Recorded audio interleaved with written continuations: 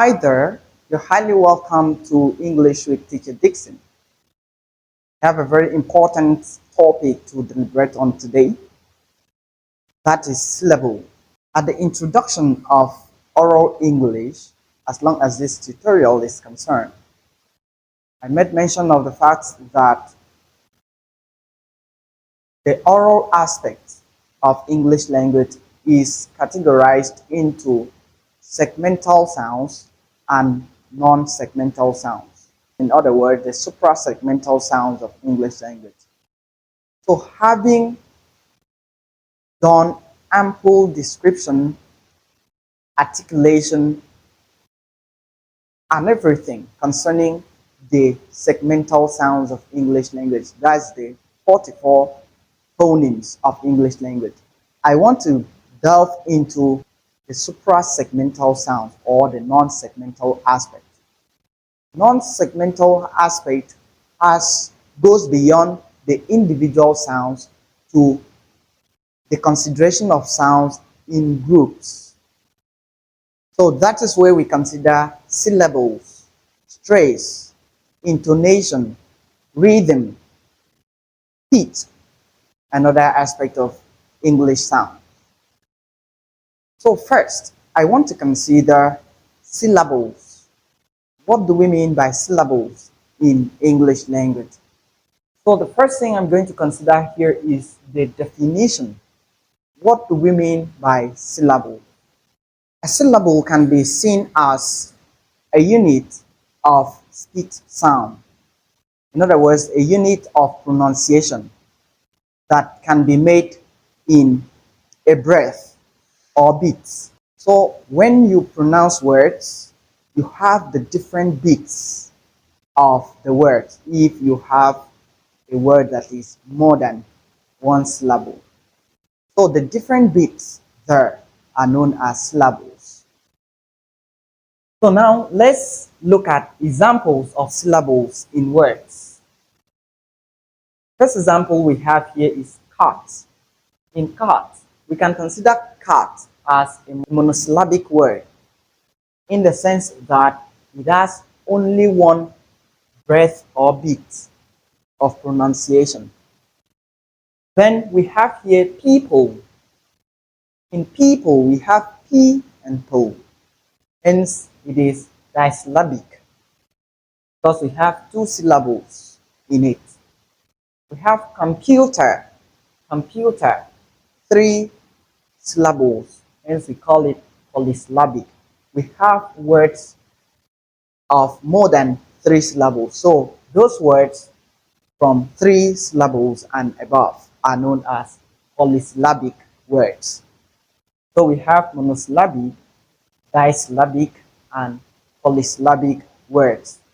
And we have these names based on the number of syllables in each word.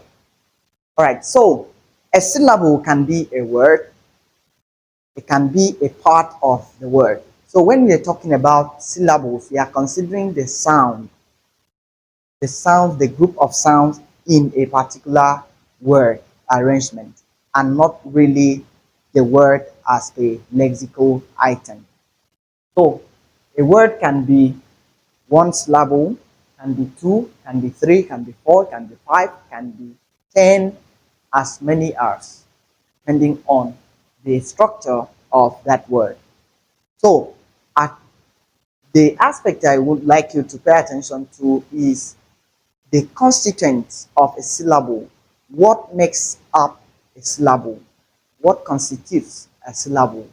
So we go into structure of a syllable. Whenever you hear the word structure, what should come to your mind is organization or arrangement.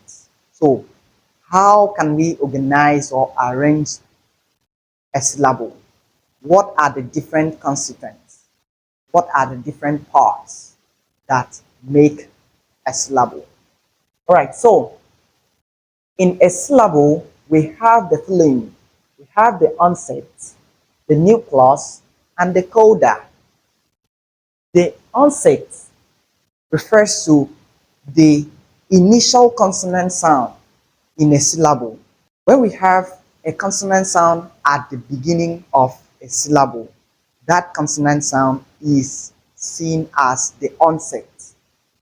It can be a consonant cluster, as a situation where you have more than one consonant sound.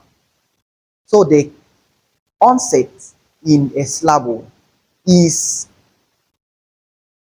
a consonant sound or a group of consonant sounds that come before the vowel sound.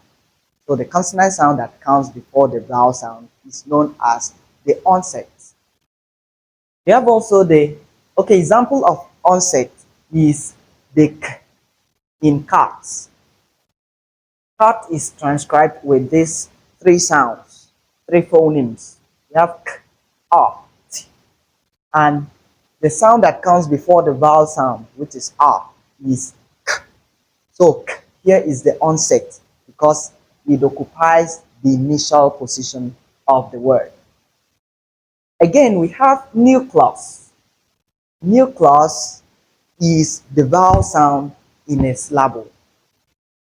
And nucleus happens to be the compulsory item in a syllable, except in a syllabic consonant. Except in a situation we have syllabic consonant. Apart from that, nucleus is a compulsory item. You can have a syllable without the onset, but it is very rare to have a syllable without a nucleus. So the nucleus is the vowel sound in a particular syllable. And example is the oi sound in soil. In soil we have s as the onset. That's the opening consonant sound. Then we have the vowel sound, which is o. So this vowel sound at the middle of the word is known as the nucleus. Again, in a syllable, you can have the coda. The coda is the arresting consonant, the consonant at the end of that syllable. So we can have a consonant cluster at the end of a syllable. That consonant cluster is known as the coda. It can be one consonant sound. That consonant sound at the final position of a syllable is known as the coda. So note the difference between the onset, the nucleus, and the coda.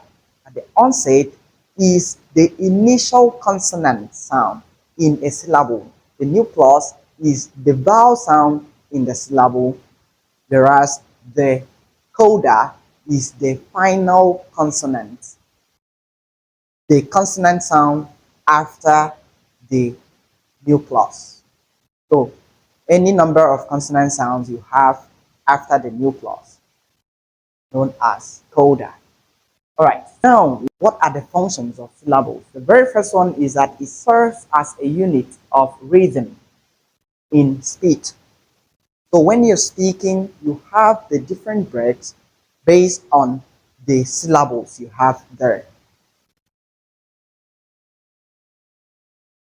I love to rise in the summer, man.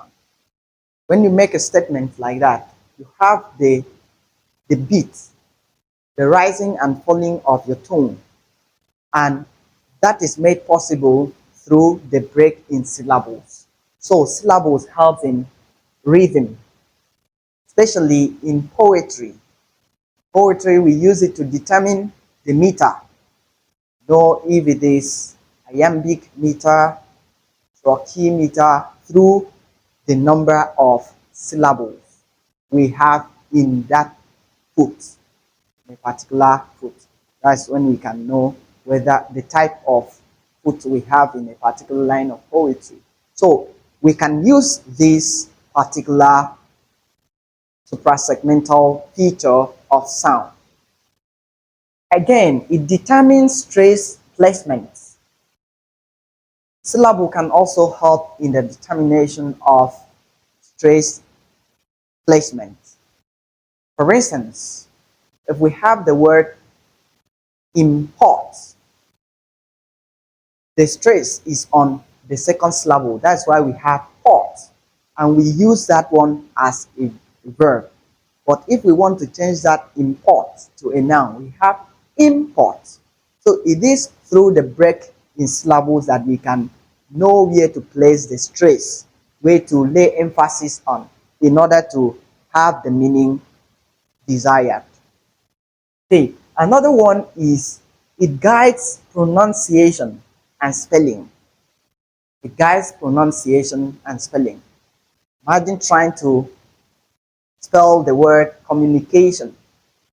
You have to break it down into the different syllables, the different beats, communication, so that you can spell it correctly. So syllables also help in spelling as well as pronunciation.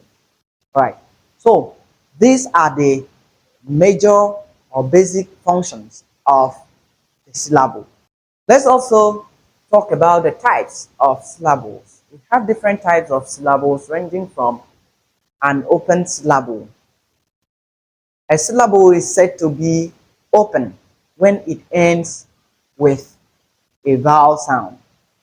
And a syllable ends with a vowel sound without the coda. That means it is an open syllable. And in pronunciation, you have to stress that last sound as long as it ends with a vowel sound. A typical example of syllables like that are car, C, T, B. We have many words like that. The last sound we have here is a vowel sound. The last sound we have here is a vowel sound. And both words are pronounced with one breath or with one beat. So they are syllables, and they are open syllables because we don't have consonant sounds at the end. Moreover, we have closed syllable. Closed syllable ends with a consonant sound. So in closed syllables, you have the consonant sound at the end. Examples are given here: cat, dog, set, pig.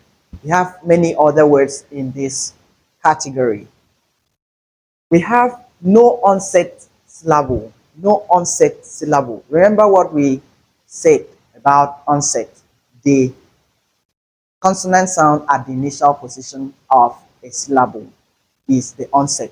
So when you have a syllable without the onset, it is known as no onset syllable. Example: eat, off.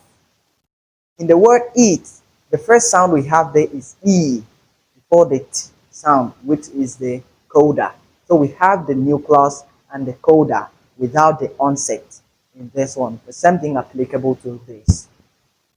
We can also have the peak as one of the classifications of syllables. The peak is where you have no onset, no coda.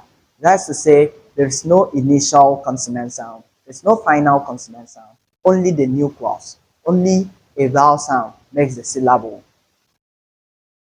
The example is a book, a table. The word is what? A syllable.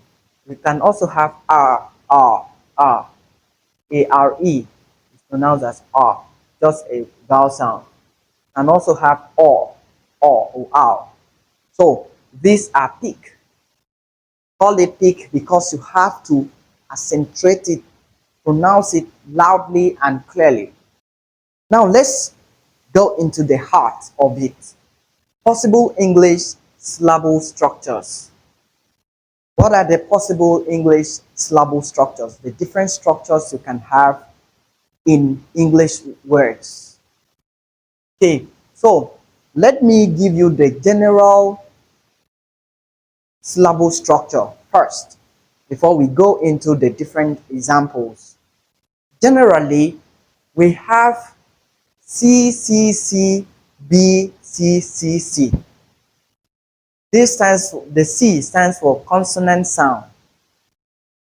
So we can have 3 consonants cluster at the initial position and 4 consonants cluster at the final position. In English syllable, we cannot have more than 4 consonant sound at the final position in English word, and we cannot have more than 3 consonant sound at the initial position of syllable in English language. Then, if you look at this structure that I'm giving you, you discover that the 3C at the position of the onset are in bracket. All of them are in bracket. Then the 4C's are also in bracket. But the V is not in bracket. This indicates that the compulsory item in a syllable is the nucleus. The nucleus must be there in any syllable, and it is even the number of vowel sounds you have in a word that will determine the number of syllables in that word. You cannot have 2 vowel sounds in one syllable. So if you have 2 vowel sounds in a particular word, that means that word will be pronounced in 2 syllables. But if you have only one, it will be pronounced in 1 syllable. So what am I saying in essence? The D, which stands for the vowel sound or the nucleus, is a compulsory item in a syllable. The only exception we have to this is a situation we have syllabic consonants. Syllabic consonants. Syllabic consonant is when we have any of the plosive sound in addition to the liquid sound at the end of words, or in addition to the nasal sound at the end of words. 2 nasal sound, the alveolar nasal and the bilabial nasal. So we can have syllabic consonants. Example is in people, that pull. There we can have p and sound in that syllable without a vowel sound, and that is known as syllabic consonants. So apart from the situation of syllabic consonants, there is no other position that we can have a syllable without a vowel sound. So note that the vowel sound is a compulsory item in a syllable, and that as long as the syllable structure is concerned, the vowel sound is known as the nucleus. So this is to say that we can have 3 onset, 1 nucleus, and 4 coda in a syllable, but they are generally known as the 3 in the same word. It's known as the onset, the nucleus, and then the coda. Now let's look at some structures and examples of syllables. We have a syllable with the structure V. V here indicates only the nucleus. We can have a syllable with only the nucleus. Hence, examples are given here: or and R. We can have CV. CV stands for the onset, that is the consonant sound at the beginning, plus a vowel sound at the end. So we have T, consonant vowel, go, consonant vowel. We have many other words that can fit in here, so you can list them. Then we also have VC, a syllable that begins with a vowel sound and ends with a consonant sound. Example, oil. So in oil, we have the oi sound at the beginning and then the sound, the liquid sound at the end. So this is oil, vowel sound plus the coda, the consonant sound at the end. Same thing applicable to egg. Moreover, we can have CVC. In CVC, we have the onset, the vowel sound or the nucleus, and then the coda, the final consonant sound. For example, cat. In cat, we have k, which is the onset, r, the nucleus, and t, the coda. We have mat, is the onset, r is the nucleus, and t is the coda. Then we can have CCVC, that's a consonant cluster at the position of the onset. Two consonant sound before the vowel sound, and then with one vowel sound at the end. Examples are clean. In clean, we have k and l at the as the onset, and then the nucleus is e, and then the coda is Same thing applicable to bring. We have b and consonant cluster, the vowel sound, and the final consonant. Then we can also have this structure CCCVC as consonant cluster with three consonant sound at the onset position. Hence, we have the vowel sound or the nucleus immediately after it, and then the final consonant sound, as in spring, spring. These are three consonant sounds. So these are consonant clusters. Then we have the E sound as the nucleus and the N sound at the end, which is the coda. Moreover, we have CCCVCC, three consonant cluster at the beginning, the vowel sound, and two consonant cluster at the end, as in splint, splint.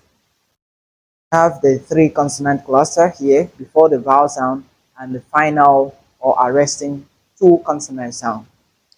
Can also have the structure CCCVCCC, three at the beginning, three consonant clusters at the beginning, and three consonant clusters at the end.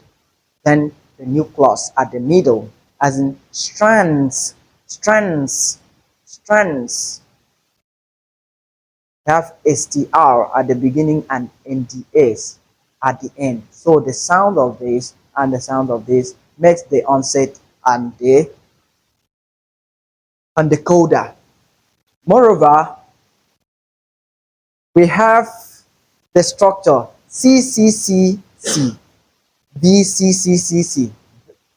This is the maximum number of onset and maximum number of coda we can have in a syllable.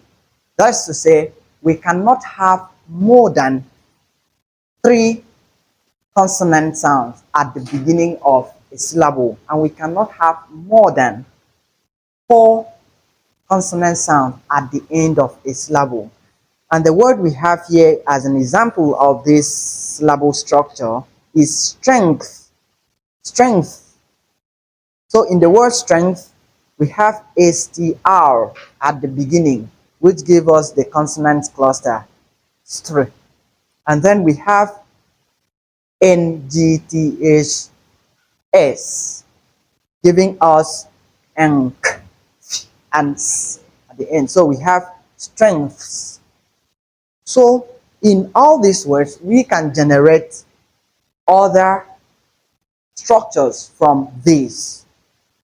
But the rule is that we cannot have more than three consonant sounds at the beginning, and we cannot have more than four at the end. That's to say, we can have only one at the end, only two, only three. We can have VCCCC. We can have VCCC. We can have VCCBC. But we cannot have BCCCCC. That's like five after the nucleus. So note the different structures we have as long as syllables are concerned.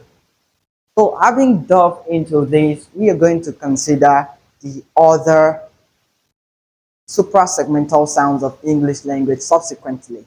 So don't only note the segmental sounds of English language, but also consider the supra-segmental sounds of English language.